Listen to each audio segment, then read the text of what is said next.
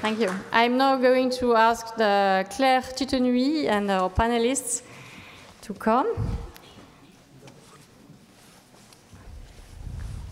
So Claire is heading Entreprises pour l'environnement, which is a French association representing the World Business Council on Sustainable Development, which is a global organization trying to mobilize the whole business community on sustainability. Thank you very much, Claire.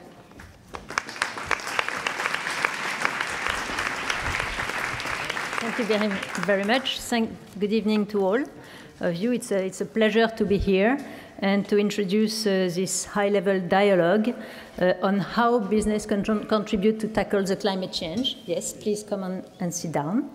After these visionary presentations and in front of an audience of several hundreds, decarbonation is a challenge. As Hervé Letreux told you earlier today, science indicates that maintaining the average warming under 2 degrees, which is how we can limit the number of catastrophes, means that net anthropic human emissions at world level should start diminishing around 2020 and be zeroed before the end of the century, around 2080.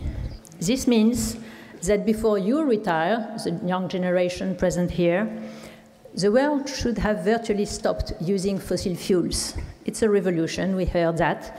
COP21 is a key moment of this journey and a real moment to widen the number of people who are getting into this issue and working on it. There are solutions. The problem is to have the collective will to deploy them and to overcome a number of resistance from the losers of the transition, potential losers. Dialogue is between you, several hundreds future leaders and friends, who see you, speakers, as role models, and will listen to you before they decide to follow your route. On stage, we have 4 exceptional alumni who have already dedicated a lot of time and energy to climate and energy reduction. We have Bertrand Badré, Managing Director and CFO of the World Bank Group, which has become an eminent voice on climate. With him, climate is included in the work on the Financial Stability Board, advising the G20. Before this, he has been CFO, he has been a banker in Société Générale and Crédit Agricole, a partner in Lazare, and also a Sherpa of President Chirac for Africa in 2008, which means that here he represents both the financial community and the development aspirations. Emmanuel Faber, CEO of Danone. You can sit here because I will stay standing, actually. So don't hesitate. Emmanuel Faber, CEO of Danone, which he joined in '97 after a start as a consultant and a moment as Director General of l'Agri-Industrie. He has had a very brilliant career in Danone, of course, where he switched from CFO to operational responsibilities, such as for Asia and Pacific. He has been CEO from a year ago and Vice Chairman of the board. He is also a member and a very dedicated member of the board, founding member, board of Danone Communities, of the Livelihood Fund, and of the Fond Danone for l'Écosystème. Fond Danone for l'Écosystème, this was in French. Bruno Lafont is co-chairman of Lafarge-Holcim, the new world leader in construction materials formed this summer, as you have probably seen. Before this, he has been chairman and CEO of Lafarge from 2006. After a complete career in Lafarge, continuity sometimes has merit. He transformed the group through major acquisitions in emerging countries where the demand for new cities is massive. And he has also done a lot to push the professions to more environmental conduct of this very heavy emitting industry, in particular through the World Business Council for Sustainable Development. Tristan Lecomte founded and managed Alter Eco, maybe even while you were still a student, which was a leading fair trade and organic brand on the French market from '98 to 2011. He now leads another business, but it's already part of the new economy or of the sharing economy, which he founded in 2008, Projet. Projet has invented a new business in setting and a new business model through a network of clients and partners and millions of trees planted. We will hear more about this. I would like to initiate this dialogue with asking you a first question, which is how did you personally became climate champions, because I'm sure it was not part of your HEC program at the time. So Bruno Lafont, you are probably, as a big emitter, the one who heard first about CO2 issues. So, well, very, very happy to be invited here, very happy to be back into this school, which I loved, more than all other schools I visited. Leaving the school, I came into other things, but very, very soon I joined Lafarge. And my first meeting with the chairman of Lafarge at that time was on values. And part of the values were respect. And part of the respect was respect for the environment. There were a lot of things that they were already doing, and he told me, you know, if the boss is not doing what he says, it's impossible. Then the successor of this chairman became the chairman and CEO, and this guy went to Rio because he had understood that climate change environment would become something very crucial for our industry. And that was something which inspired us. But during all this time, he was setting the goals. So when I became CEO of a country, which was an emerging country, which was Turkey in the 90s, early 90s, I discovered that a cement plant was doing or having an enormous impact on the neighborhood. It was first dust, then trucks driving through the... And then at the end, CO2 and emissions. And I remember that the government in Turkey at that time was really asking and industry to improve. And I understood at that point, where I was managing these things, that environment was probably a good way to create a difference. Not just to be a nice guy, but to create a difference. Then I pursued my career. My boss introduced me to several things. He let me understand what World Business Council for Sustainable Development was, which was the first, group of people starting to think, or business people starting to think really on actions on environment. And when I became CEO, I said to me, I'm convinced that environment is critical. I'm convinced that climate change will be a critical subject. I'm convinced that sustainable development, moreover, is completely essential to our success. But I have so many things to do. My former boss is so good in that, he will continue to do it for 2 years. And then I started to get into the subject, slowly, slowly. And I discovered 2 or 3 things. The first thing was climate change is confirmed to be extremely crucial. We were the first company to have done a commitment before all others and before any regulation came, and that was under the umbrella of a WBCSD. And I just managed to set a process within the company for the goals that we have set for 2020 were not decided by the boss, but by many, many, many people in the company, which helped us to create not just a constraint on people, but a desire to contribute to change the world and to become a good example of companies, aiming to reduce emissions and also to create a much better world in construction. As you know, cement is an industry which emits a lot of CO2 because of the chemical transformation, because of the fuels we are using and electricity, but also concrete, which is the product at the end of the process, is improved and improved and improved over time. So what we are doing, we are reducing our emissions and we are innovating into sustainable concrete and sustainable construction. So, but I'm sure I will do more. I will speak more later. But Emmanuel Faber, you started your social businesses really from the vision of poverty and how to get people out of poverty. How did you move from this very social concern of social responsibility, vision of social responsibility, into more climate issues? Well, we created this social business in 2006. I was born in 1964, so I'm a pretty old guy. And the question of climate and nature, I think, was something that I had already in a number of occasions had opportunities to come up with and to face. The first thing is probably just to say that being born in the French Alps, nature has been part of myself, and I can say has probably provided me my first real spiritual experiences. And to a certain degree, I think I had always had some part in myself that was bonded with the protection of this incredible universe. But I parked it somewhere.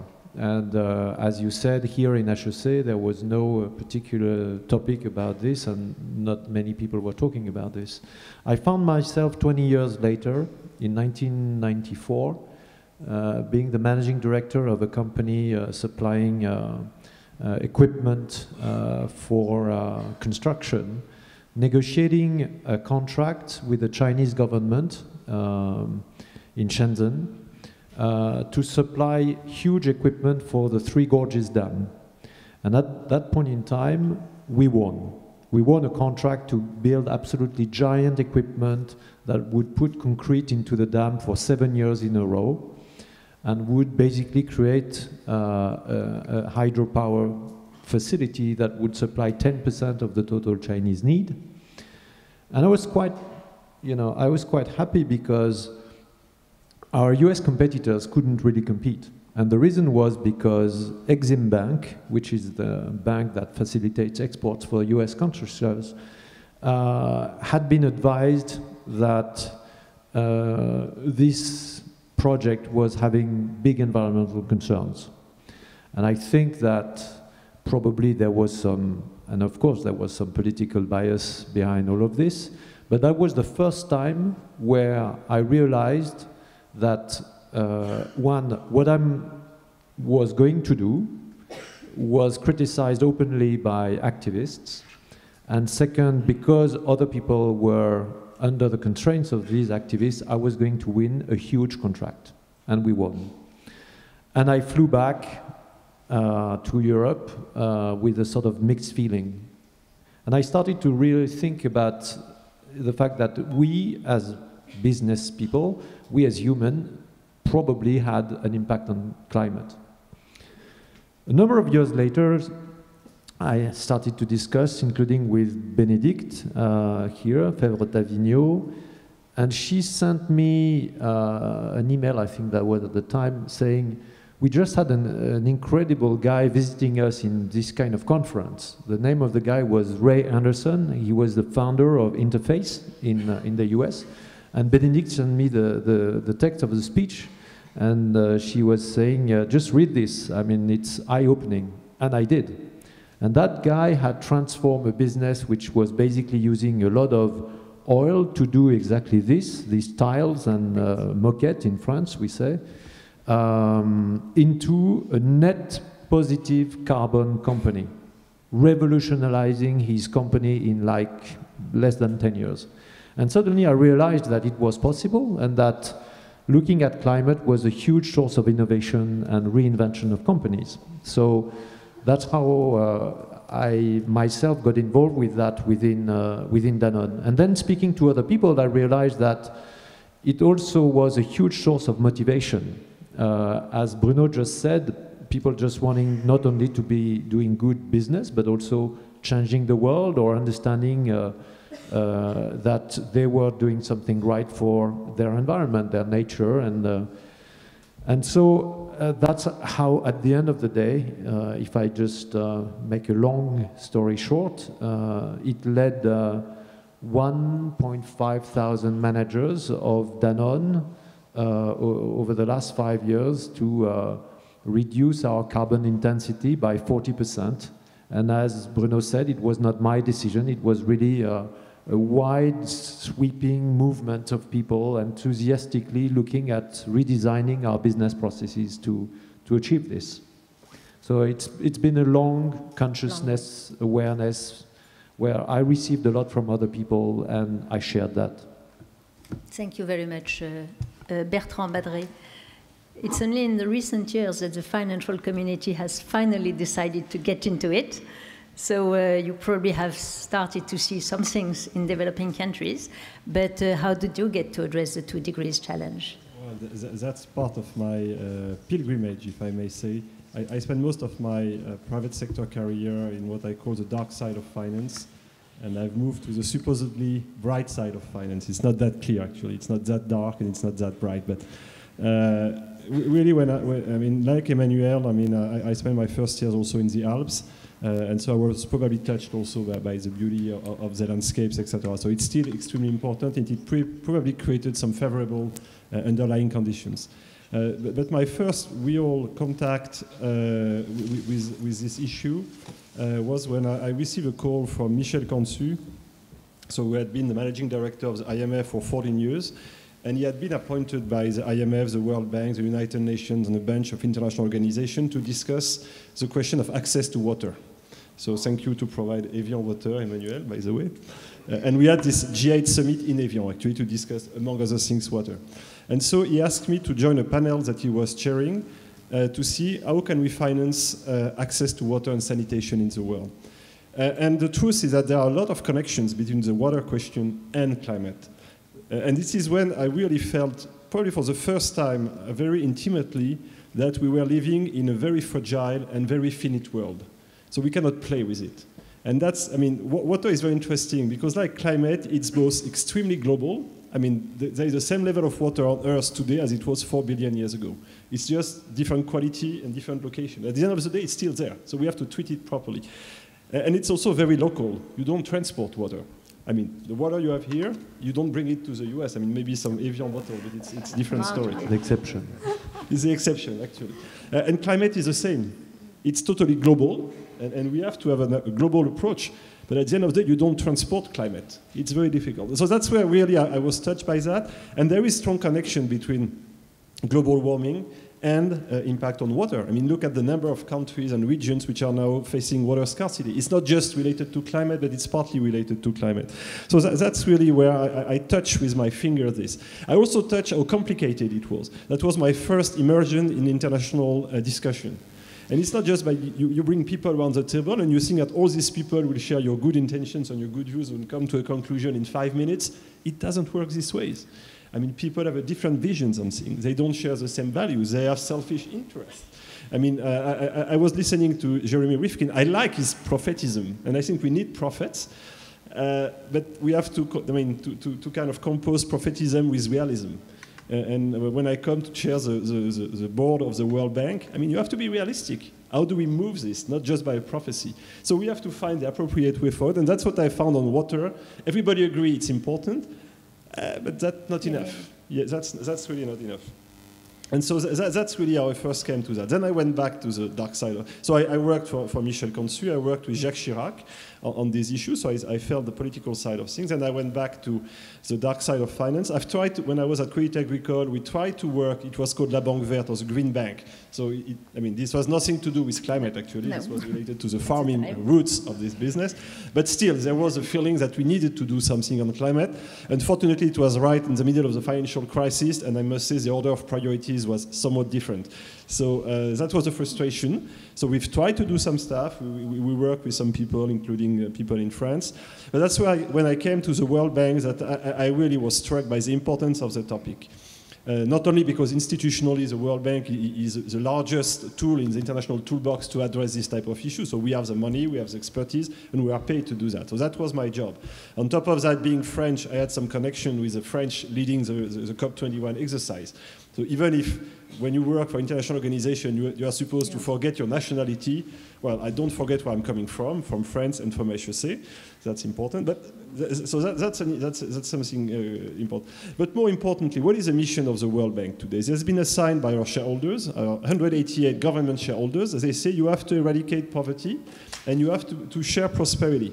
And there is no way we would achieve these two goals fighting poverty and sharing prosperity if you don't tackle climate. And I finish with this. This is for me so crucial that you cannot face the development issues without tackling climate. And you cannot face climate if you don't tackle development. I mean, at the end of the day, the rich people will escape the consequences of climate change. Yeah, I mean, you can pay your air condition, you can hide yourself. I mean, most people in this room will never suffer anything. Well, yeah, we will find a way. The problem is the poor people. These guys have nowhere to hide. And that's where, for me, it's critical that we don't miss the appointment of this year. We shouldn't miss the SDG adopted this week. It shouldn't just be a political statement. It must be reality. And COP21 must build on this reality. And we must be the tool to put this in place. We'll get to back to this later. I can tell you one comment on these three journeys to climate consciousness, is that you don't have that time. I think action has to start very quickly, and everybody took some time to realize, but now it's urgent. Fortunately, Tristan Lecomte has, as a founder of, started much faster. As a founder of Alter-Eco and Pure Projet, you also have started from development and social issues more than from climate, but you have now turned and are involving yourself mostly on tree reforestation. Can you explain your journey and your business model, actually? Thank you very much. I'm very happy as well to be back here in this school. I'm very happy as well that we talk about climate, because first, when I started Alter-Eco, my colleagues from HEC were asking me, when do you come back to work? In '98, because it was not working. It was to blow a fuse or to become a hippie, to go to work in sustainability. And now we have sustainability departments in most of the main companies, and we talk about sustainability here, and there is, thanks to Benedict and many people around you as well, masters and many programs for students to learn about it. So it's good to see that the two worlds of business and sustainability now merge and converge, because we need to innovate a lot. And it's indeed, it's a crisis, climate, but as well it's a great opportunity. I will illustrate it with my own case. So I had started this fair trade and organic company, Alter-Eco, and our clients were asking us, what do you do to fight climate change? Because, okay, you're organic, you're fair trade, you try to work on better packaging, but you import products from all over the world. And I was wondering, what can I do? And one day in Peru, in a lost village in Santa Rosa, there is no road, there is no electricity, nothing. There was a student making her thesis on the captation of CO2 thanks to agroforestry models, and nobody did understand what she was doing. But actually, thanks to her, I started to think, oh yeah, maybe we can plant trees within the supply chains of where we buy the products from. We were buying the cocoa from these farmers. Then we started to plant 5,000 trees, 20,000, etc. And now there we've planted, the farmers have planted 3 million trees. And as well, we've helped them to protect 400,000 hectares of virgin forest, which is the heart of the ecosystem of the agricultural area of the region. And now UNESCO is registering an area in which we are included, which is of 2.4 million hectares as a biosphere area. And all this just by a kind of serendipity. When I started to plant these trees with the farmers, I never thought it would become work. I thought nobody would be interested. I just did it for Alter-Eco. I thought only our clients who are really engaged, they want then that our products are fair trade, organic, and climate neutral. But I didn't think others would be interested. And then, indirectly, thanks to Danone and their engagement at that time, I think it was in 2010 or something, Franck Ribot announced that Evian water will be fully offsetted within a year or two. They had started a big mangrove project in Senegal. And then I got a call from Nestlé Waters, who tells us, oh, I've seen that you plant a tree within the supply chain of your supplier. Can you do that for the water sources? So we started to work with them. And now we work with many large-scale companies like that, so Nespresso, Ben & Jerry's, Chanel, Clarins, many people in the food or in the cosmetic sector, but as well in the energy sector or in many places where more and more companies now understand that they need to act for climate as well because it links them back with their ecosystem. They know very well, especially the brands that have a good business, but they source product from areas which are degraded, and they fear that in the future they cannot source anymore their good quality product from there if they don't participate to the regeneration of the ecosystem, and if they protect their crops and the farmers, especially the small-scale farmers, because as you said, they are not well equipped to fight climate change, so to help them to adapt to climate change and to secure the procurement. So this is a concept of insetting that we are not the founder of this concept, but we developed it quite a lot. The idea is not to do offsetting far away. Offsetting has a very bad image because it happens very far away in projects that sometimes are fake. And while we propose to companies to do insetting project, meaning planting the trees or developing the climate project within their supply chain or within their sphere of influence, so that it's more integrated, more legitimate, and as well this is a direct benefit for themselves. And there we see that climate action is a way to develop new ways of creating positive growth and employment opportunities. And for all the students here, and even the non-students, but it's never too late to start, I think that all these fields of sustainability open amazing opportunities of social entrepreneurship to create our own activity. I've never seen social entrepreneurs that have regretted to do it. And it's sometimes even more easy and much more promising for youngs to engage in social entrepreneurship than in a big, large-scale companies, especially, to me, if the large-scale companies don't integrate the climate stake into their business, they will disappear. So don't choose the brands that don't do nothing. Choose the one that engage for your own benefit as well. Thank you very much. Thank you very much, and thank you for asking the next question for me, which is how do large companies include climate into their strategy? How do they transform themselves or their value chain? I think we will ask this question. But before this, I have an announcement to make, which is that you are allowed to ask questions through the electronic platform. They will be sorted out, selected, and prioritized for the final debate. So from time to time you will see this, and that's how to raise your questions. But let's then move to this. Thank you, Tristan, for raising the question of the large groups, more traditional businesses, strategies, and how they can transform themselves. Maybe we can start with Emmanuel Faber and Danone. We heard a little bit earlier that food is somewhere between 30 or 40% of the world emissions, the whole food chain, of course. And your group has reduced their emissions by more than 40% from 2008 to 2014, which is remarkable. But most emissions related to your business, dairy business and water business, are indirect because it's farming, it's glass, it's logistics. So it's much more difficult probably for you to reduce those. Does emissions reduction require different food systems? What are your views, and how will you remain a winner in the future food system of the world? That's a pretty easy question. To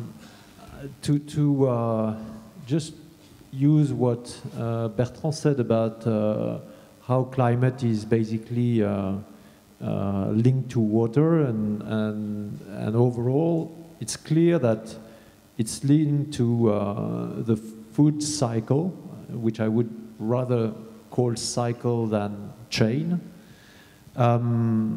You can't be a company that has a mission around food without looking at all these aspects of climate, whether they are water, we use probably, or the processes through which agricultural transformation we are engaged probably use 250 billion liters of water every year. A lot of plastic. it's absolutely fundamental that we think about the agricultural model that will support our development. 90% of the several 100,000 of farmers that we are working with have less than 10 cows. So yes, we do have relationship with some mega farms in the US, in a couple of countries, but if I look at the human reality, this is people that we were mentioning earlier, people that have nowhere to hide, other than by raising their standard of living, their productivity, their coming from 1.5 liters to gradually 3 and maybe one day 5 liters a cow, which is very far from the 50 that you can get in some countries.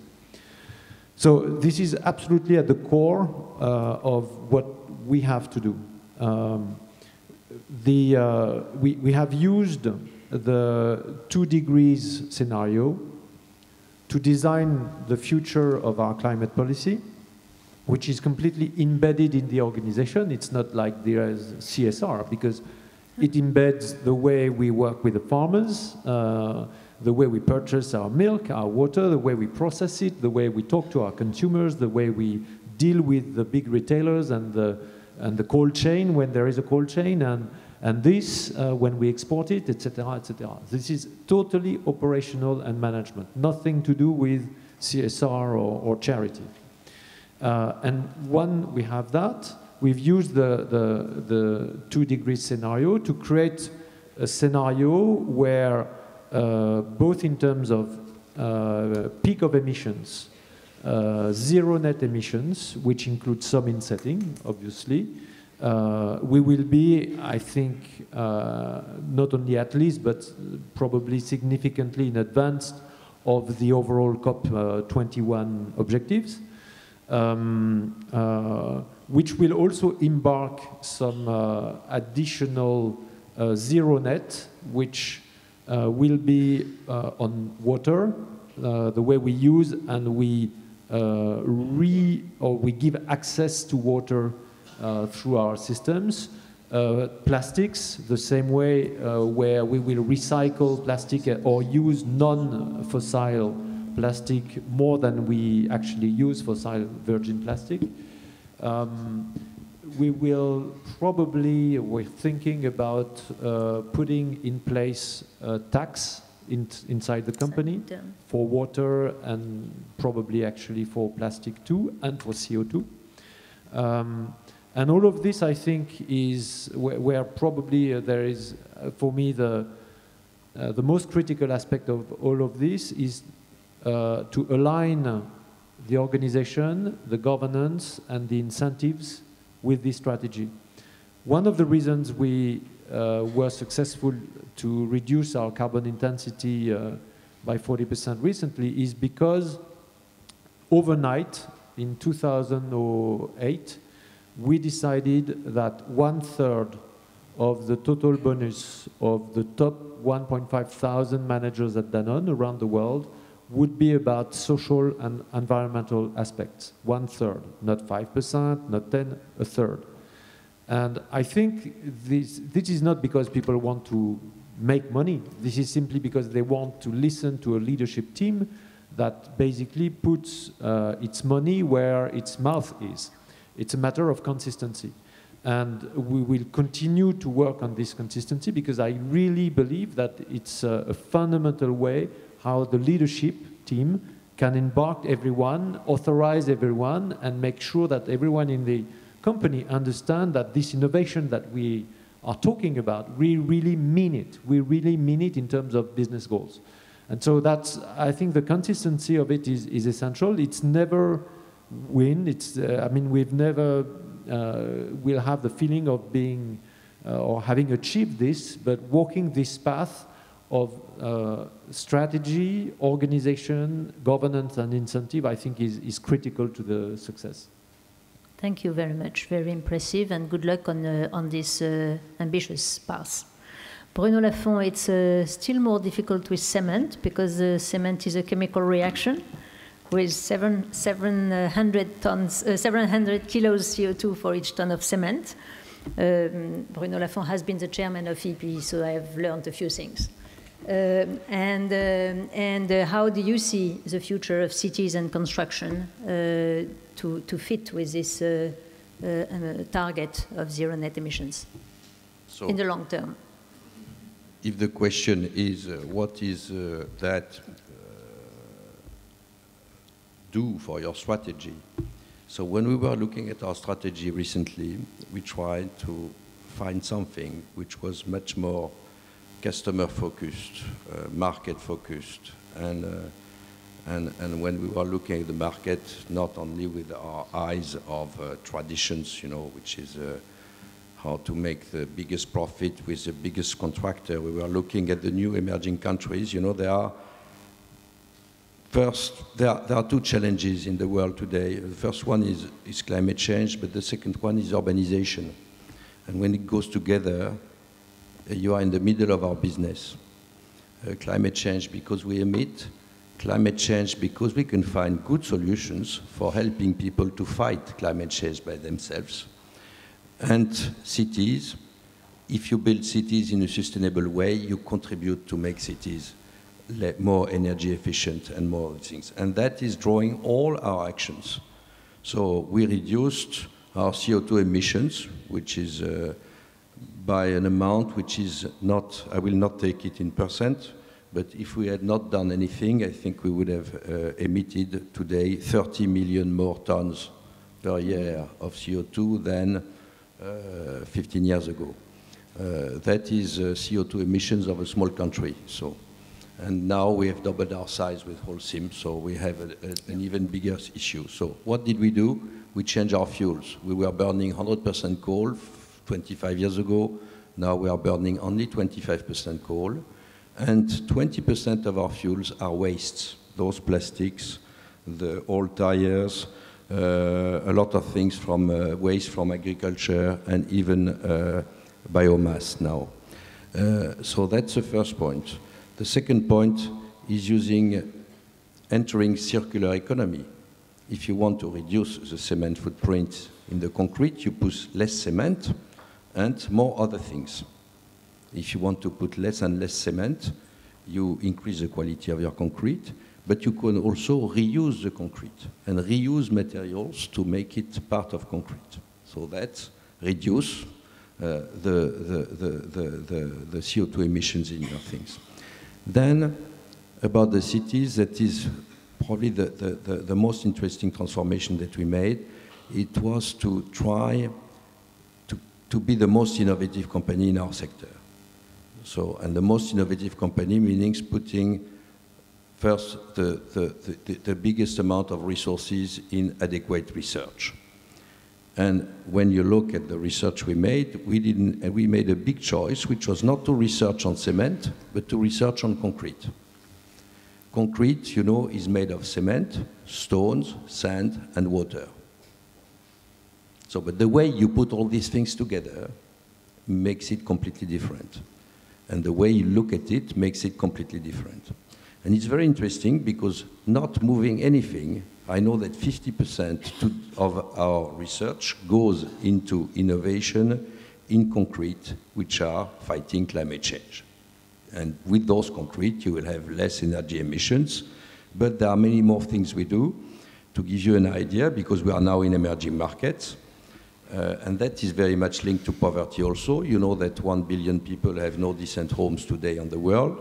That is a huge market for us, potentially, and we are not addressing it. And I will give you two examples. The first one is in Africa, sub-Saharan Africa. One of our team, because we decided to put one marketing guy in each country, said to us, let's help us to reduce or to replace the bricks by concrete. In fact, what do the farmers in sub-Saharan Africa do?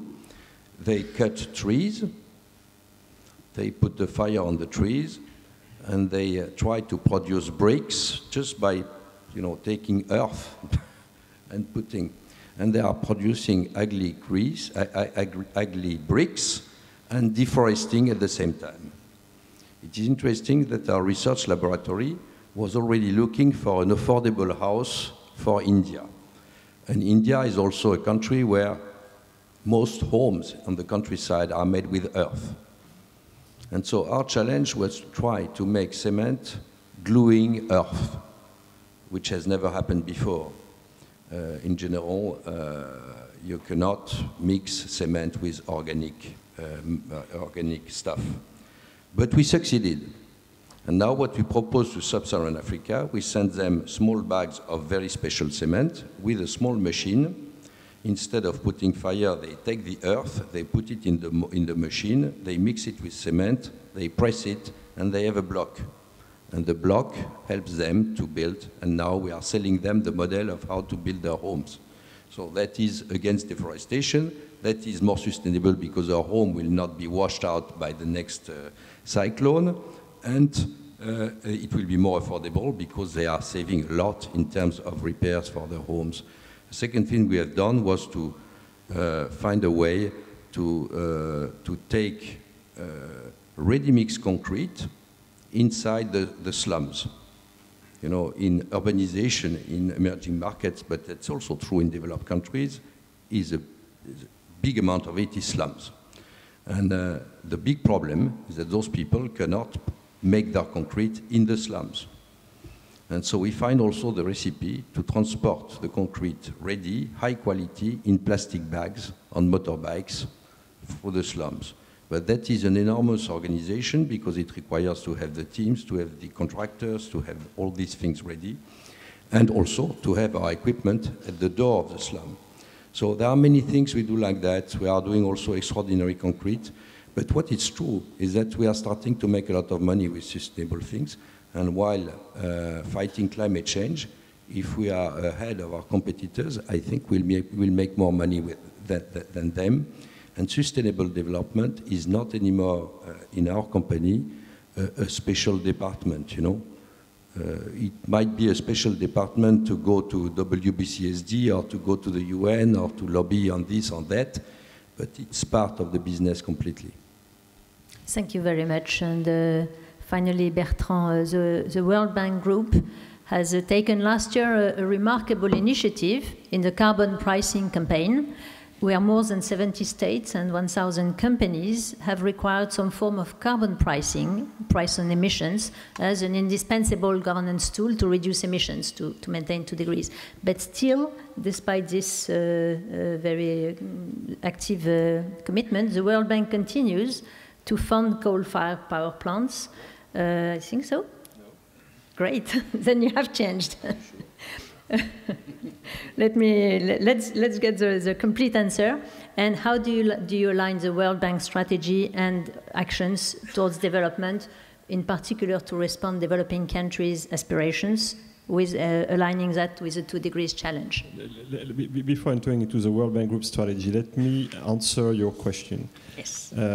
It's extraordinarily fascinating that we published, after 2 years of conversation between countries as different as the US, various EU countries, Australia, India, China, etc., a paper called Energy Strategy for the World Bank, 20 pages. We had, I think, 2 lines in these 20 pages. We say in very specific circumstances, when there is no alternative, etc., in certain countries, we could consider financing power station, using coal. 2 lines out of 20 pages. And surprise, surprise, that's you, like others. No, but again, it's very interesting because it's just so unfair. I mean, but again, you can laugh in this room. I mean, we have built our industrial revolution on coal. We have immensely benefited from that. Africa is creating less than 1% of the greenhouse gas, emitting less than 1% of the coal. In certain circumstances, there is no real alternative to diesel or coal. It's a reality. So why should we deprive these people of no access to energy? Because we, in the Western world, we think that it's not good. We have to face this. So we are not crazy people. We are leading the world in terms of financing renewable. We are one of the largest source of renewable. So I'm very happy to discuss coal, but I think it's just really I mean, not only unfair, but totally misleading, if not malicious.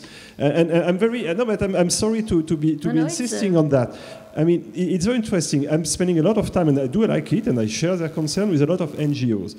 And it's very easy to take the high moral ground and say, hey, guys, you shouldn't displace population. Hey, take care.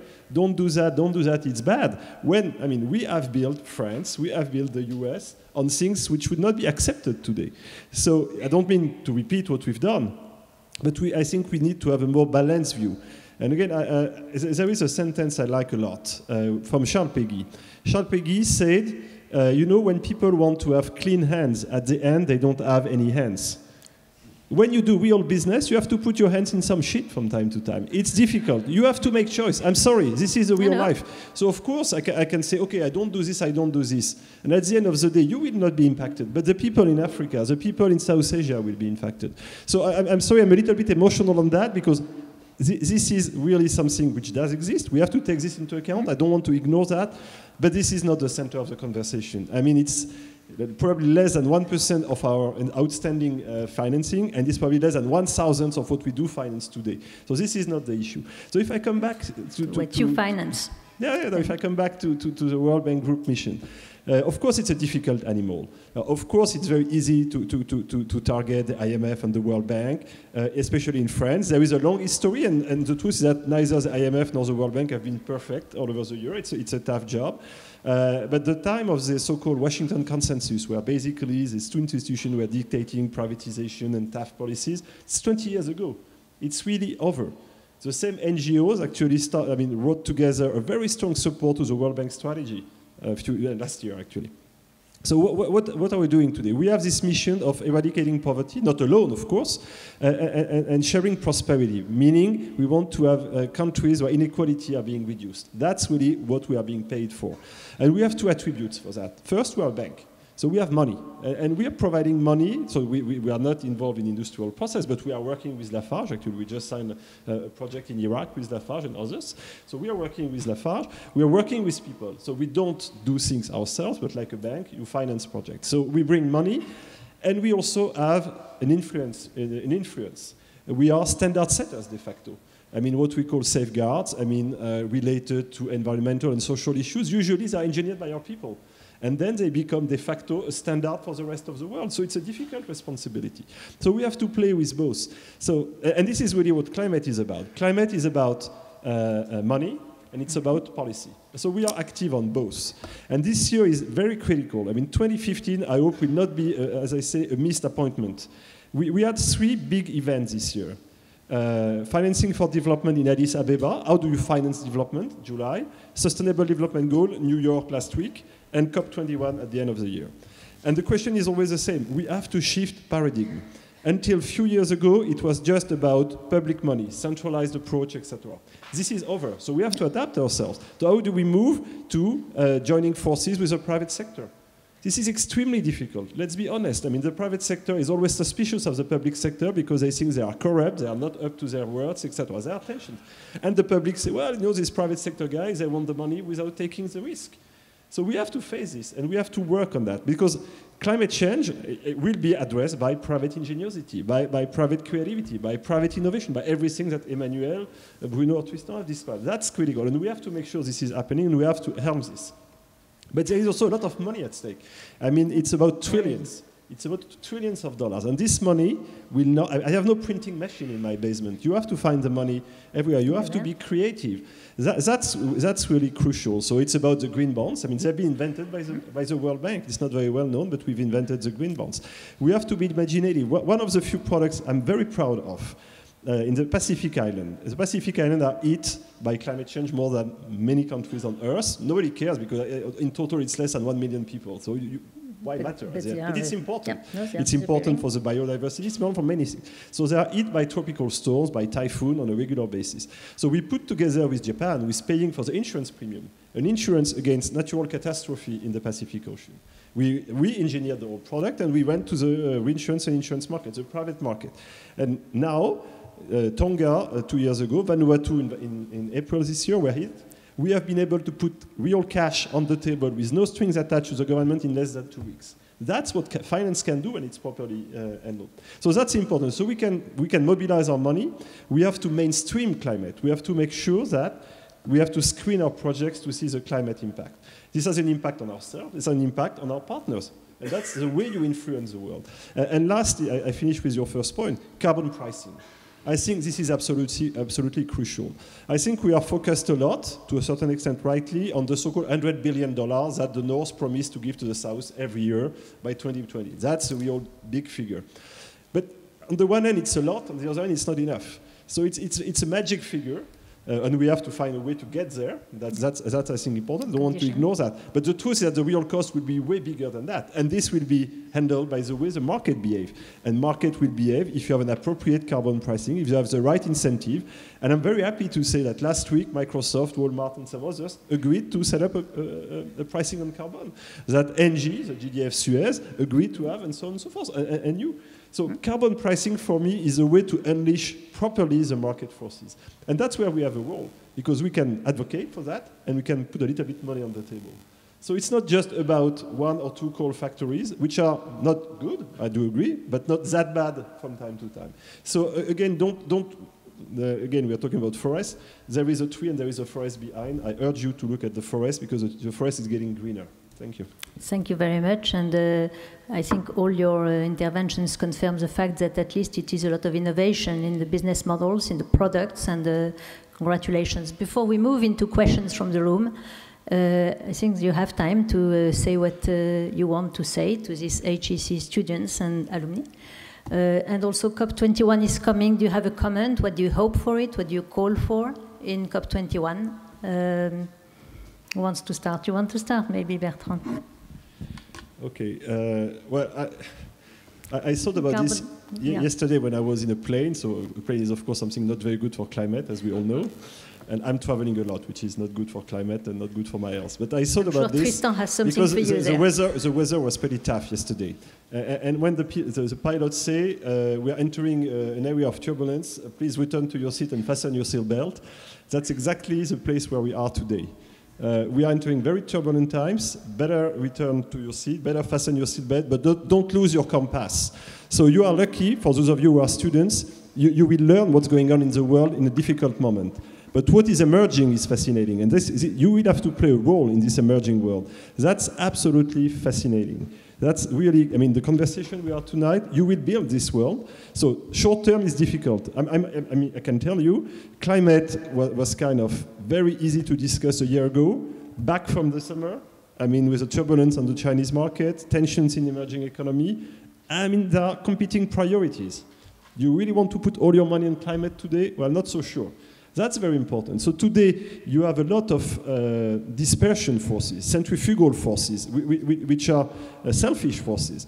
And despite that, we have to maintain to be grouped. So I think it's a fascinating period for you. You will leave something very different. I hope COP21 will be a strong signal that we move forward. We will very soon know whether it's a success or not. I'm convinced it's going to be a success because we have no choice. And I urge you to look at China. I mean, the position of China, I mean, we always criticize China, we don't get them, etc. But in climate, this is one of the very decisive moves they've been doing. Thank you very much. Bruno Lafont, I will ask the three of you to be rather short because we would like to keep some time for questions before 9:15. So, of course, there are many different messages, and I don't know who you are, mostly students. What could be interesting for you? So, if you want to start a business, or if you want to behave well where you are living, I think there are 4 attitudes which are normal and good. First, you should observe your impact. Everyone has an impact. A company has an impact. We call it footprint. Try to see the size of your footprint. It can be small, it can be big. Second, feel your responsibility for this footprint. Third, you act to reduce or to improve the situation. And fourth, you measure, you verify. So those attitudes are the only one we can be producing results, and for us it's completely critical. And help you to lead also, because if you believe it is important, then you should not only do the 4 things, you should lead. the extraordinary things we had in our industrial sector, that by acting correctly and properly, the two leaders in the industry were able to form a coalition of 25 large cement groups, which in total reduced their emissions, introduced and created data, did everything I said, committed, acted, and measured. And that is the only one example which today exists in the world. And that was the act of 2-3 people. And we have now embarked the Chinese cement industry with us. It's difficult, but it's possible. So everything you do to produce those winning attitudes and then to lead will contribute to reduce, to fight properly climate change. Thank you. Tristan, what is your message?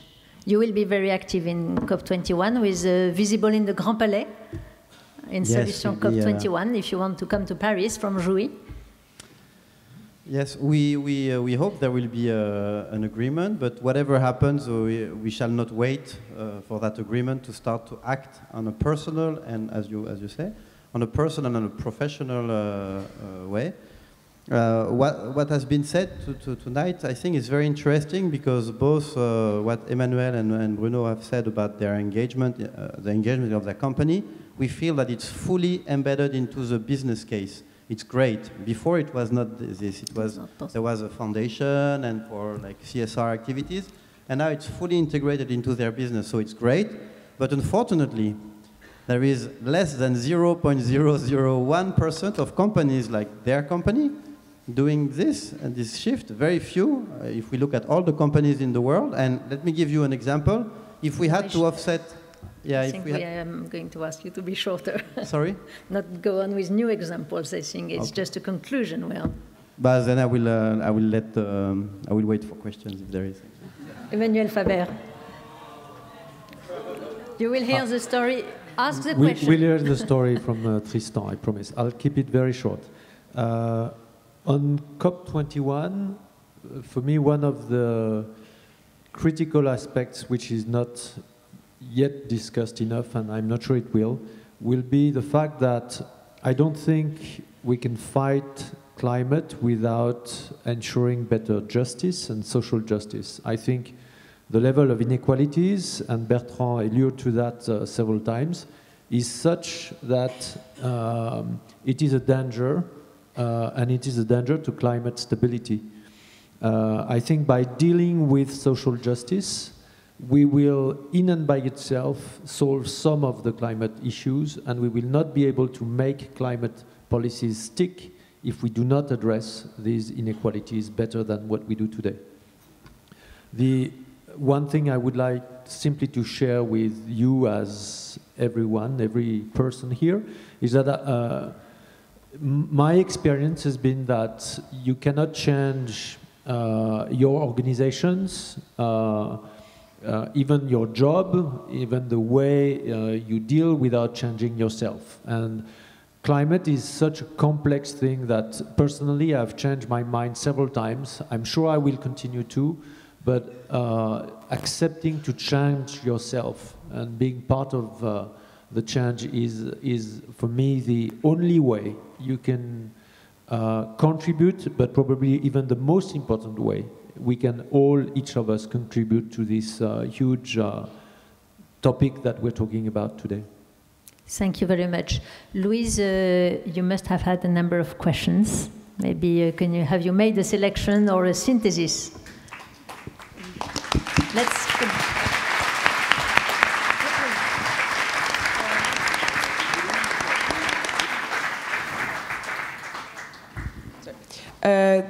There were a couple of questions that were reoccurring, but I'm going to start with the most popular one, which was, have you invested, this is a question for Danone and Lafarge, have you invested or do you plan on investing in order to produce your own energy?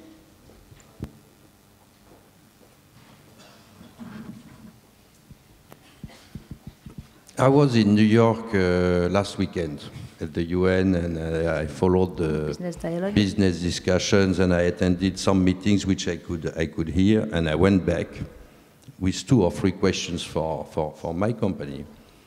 And The first one was it will go, and it will go much quicker, much faster than what I thought.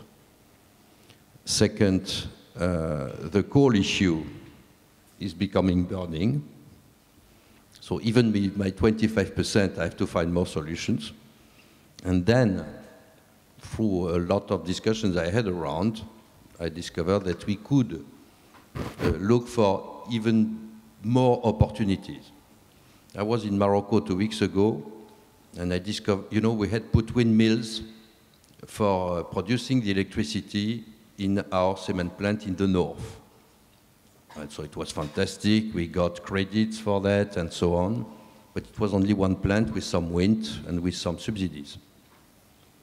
When I went to Morocco, I understood that now 85% of our electricity is produced by renewables.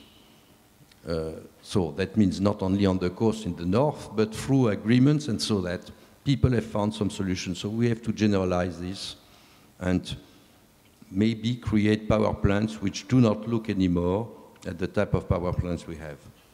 But I agree with the answer, very much with the answer of Benoit on coal. Emmanuel. The answer is not significantly. Energy is an important part of our overall climate topic, but certainly not the biggest. So we have reduced significantly the level of energy, the amount of energy that we are using per kilogram or liter of our product. We have, of course, invested in redesigning our processes that therefore use less energy. But we have not invested in producing our own energy. We've been working with partners who we believe are better placed than us, because this is not our business, to produce energy that has a limited impact on the overall climate situation. So working with partners, but not invested ourselves specifically on that topic. I think, Louise, we will have time for one more question. So pick it well.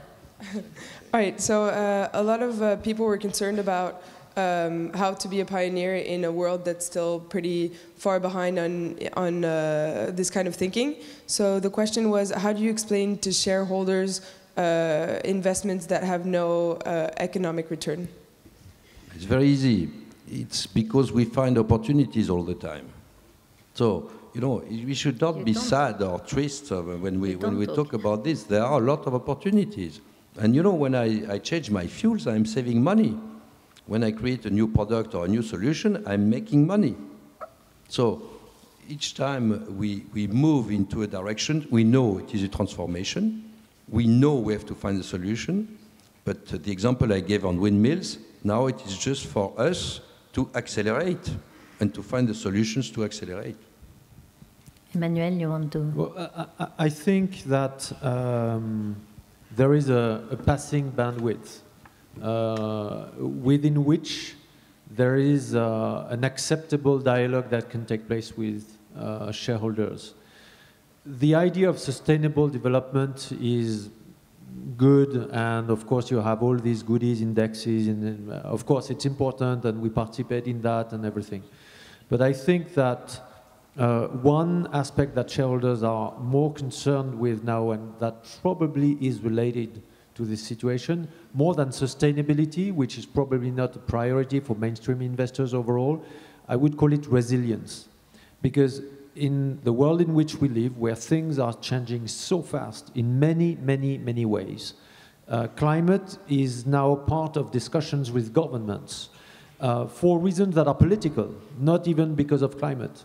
But for reasons that are political, the license to operate of large companies is now dependent on their climate policy in a number of occasions. And where this is related to shareholders is because it builds resilience. If we are not working on our climate policy in some important territories where we operate in emerging countries, we will be faced with social unrest, political unrest, problems with water access that have an impact on the resilience of communities and therefore has an impact also on climate. And so, because everything is related, if you call it resilience as opposed to calling it sustainability, there is overall a risk-reward equation in the mind of a shareholder that makes this dialogue much more possible. But as I just said, it's a matter of a passing bandwidth.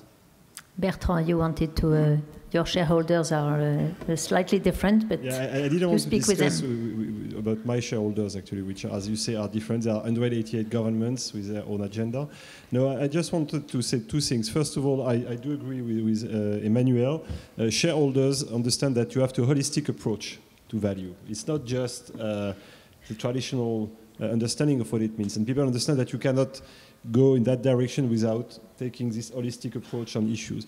My second point, I come back to carbon pricing. We have to help shareholders. I mean, if we agree on some form of carbon pricing, whether through carbon tax or whether through real efficient carbon markets, we are not there yet, but we are moving in that direction, hopefully. That will help the equation being solved more easily. Because this is the way you create the right incentive, and that's what, in particular, the large oil companies have decided last year. They want to move in that direction. A number of large corporates are moving in that direction. This is a way to signal to shareholders, hey, this is really part of the ultimate value of the company. We are not trying to destroy something that ultimately will leave you with nothing in your hands. So that's a very strong message. Thank you very much. Thank you very much to all four of you, and thank you very much to the audience for the question. Before we move to, before I invite Peter Todd to come on stage, I would like to conclude this discussion with one word, which is that I hope you have understood that the climate issue is here for you to tackle, and to tackle in mainstream economy, and not just, as Emmanuel has said, it's not CSR, it is really mainstream business.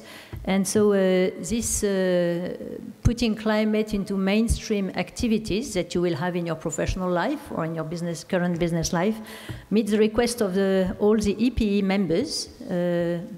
Half of the CAC 40 is a member of EPE, to schools. And it is, please make sure that all your students have heard about the basics of climate, have heard about the basics of climate economics, and come to business with the idea that it has to be transformed to fit with the future, with the challenge of the 2 degrees that we are here today. Thank you very much. I think you can stay here. And Peter Todd, I am happy to welcome you.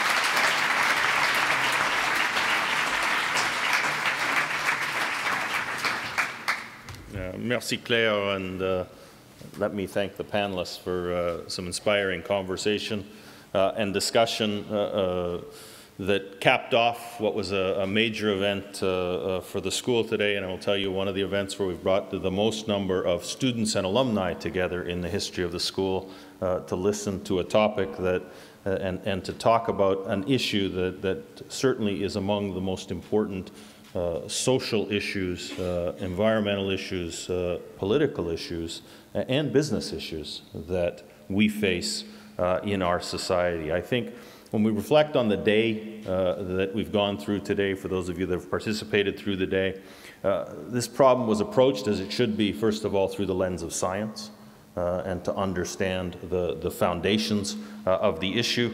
But then I think was expanded through, as we heard tonight, with some of the wisdom of experience, and animated through our students, I think, by the energy of youth. And it's going to take all of those things coming together to be able to solve this problem. Approach the day with a scientific rigor, but I think tonight, particularly hearing too, a lot about the importance of having practical perspective on climate finance, on renewables, on consumption, on pricing, and maybe most fundamentally on the opportunity of climate for innovation at Lafarge, for innovation in Danone, for innovation among regulatory agencies, for innovation among developing economies. And that sense, I think, of entrepreneurial innovation is going to be critical to develop practical, durable solutions. And I think that idea was also at the center of our activities today.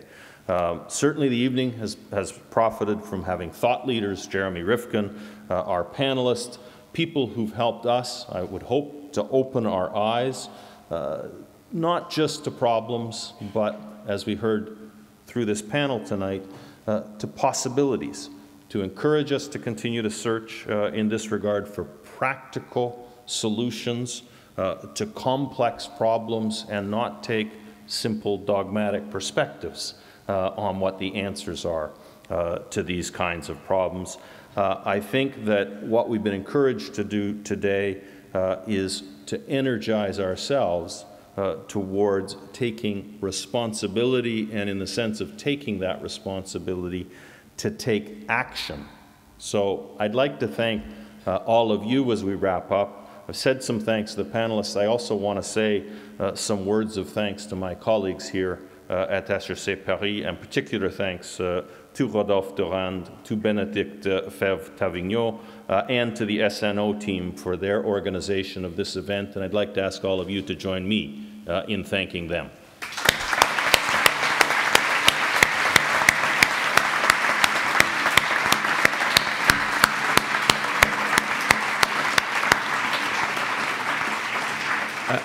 And simply to wrap up, je pense que les macarons t'attendent. Alors, I never want to be between a big audience and their macarons. So, merci beaucoup et bonne soirée à tous.